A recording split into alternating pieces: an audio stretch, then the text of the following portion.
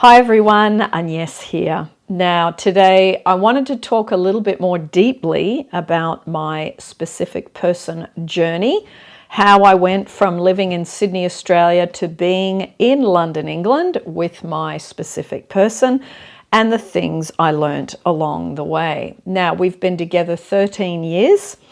And it has been a wonderful relationship that has got better and better. And the reason that has happened is because of the inner work that has been done and also the understanding between us over the years. Yes, our childhoods come up at different times over the years, but it is when two people actually understand what's happening and they work on themselves, those moments really don't last very long and we get back into balance pretty quickly. Now, things I learned along the way.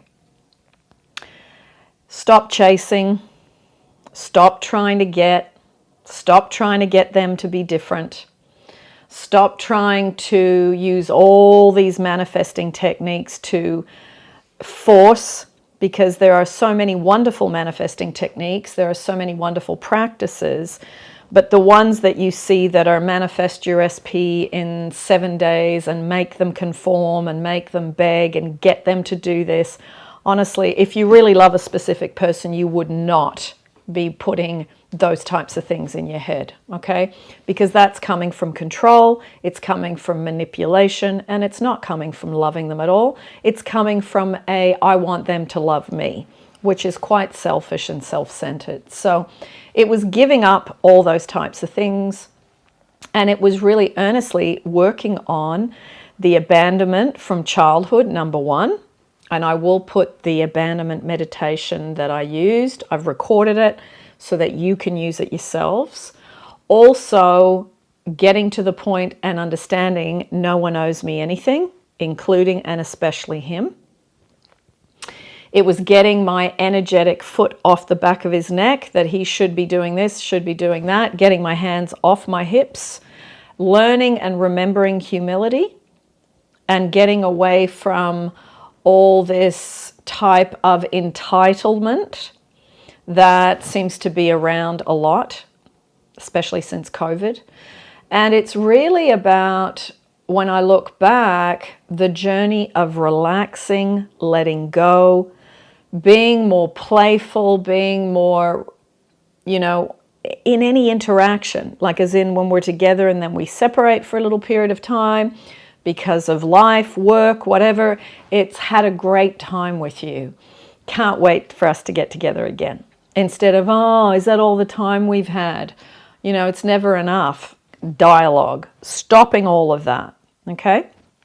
So those things have really helped me. Self-love meditations, grounding myself, regulating myself, stop having conversation when it's that time of the month because you're not really emotionally that stable as a woman. The women, you know what I'm talking about. Postpone conversations at that time. Stop trying to constantly need reassurance, looking to be heard, looking to be seen. All that stuff on social media. Look at me doing this, look at me doing that.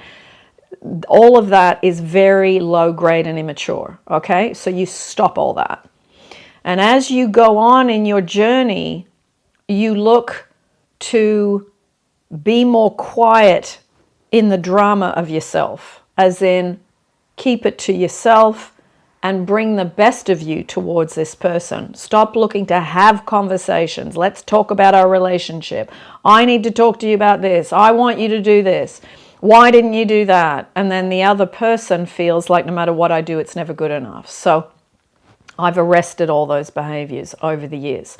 We still talk about things. It can be approached in a gentle way, in a more balanced way, in a more adult and calm way.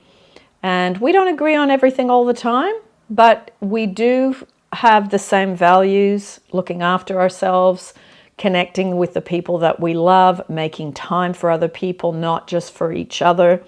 And that when one of us has to go and do something, like me with my mum in Australia, or him with his family, that it is just understood. And you just go, you know, we'll keep in contact, you know, do what you got to do, hope everything's okay, checking in on each other. And it's really just having a respect for the other person, not just looking for the other person to respect me. Okay? And I think when you remember to do things for the mutual benefit of both people, rather than just, I need this, I want that, I, me, you got to let go of that level of being, okay?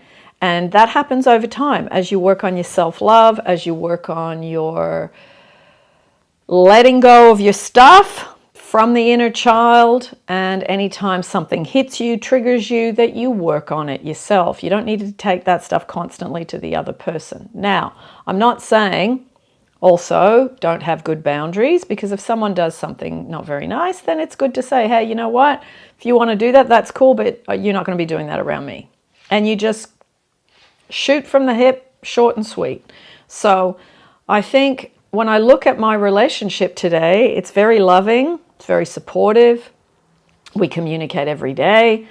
And it's just a given that that's how it is now. And I've had to really change and, in a way, grow up, because I did have some not very good behaviors, childlike behaviors, teenagers' behaviors. And, you know, I had to develop and learn to be more grounded, regulate myself, and stop the emotional outbursts, because I hadn't looked after myself well enough. When you have these emotional outbursts, it's like, well, I mustn't have been looking after myself, either physically, mentally, emotionally, spiritually. So when you do those 4 things, you do less of those outbursts onto a specific person, or the over contacting, or the trying to get. So all of these things over time, I've really curbed.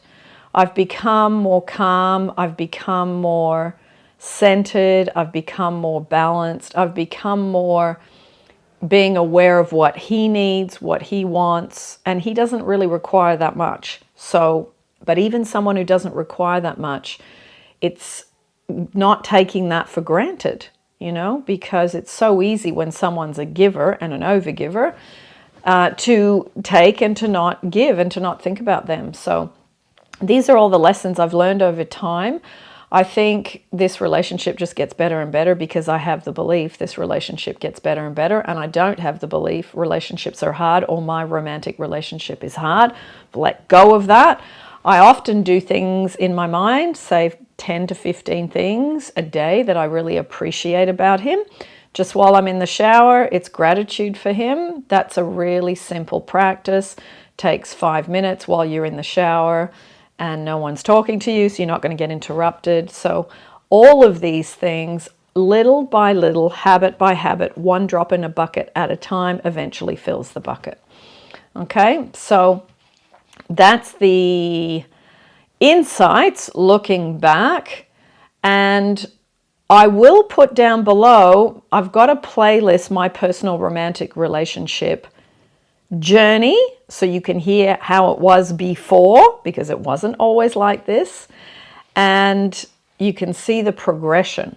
Okay, so yes, it was using Neville, it was using Florence, Neville Goddard, Florence Scovel, Shinn, Catherine Ponder's work, Michael Singer, Wallace Wattles, Abraham Hicks. There have been so many wonderful teachers for me along the way, and these have all helped me to get to where I am.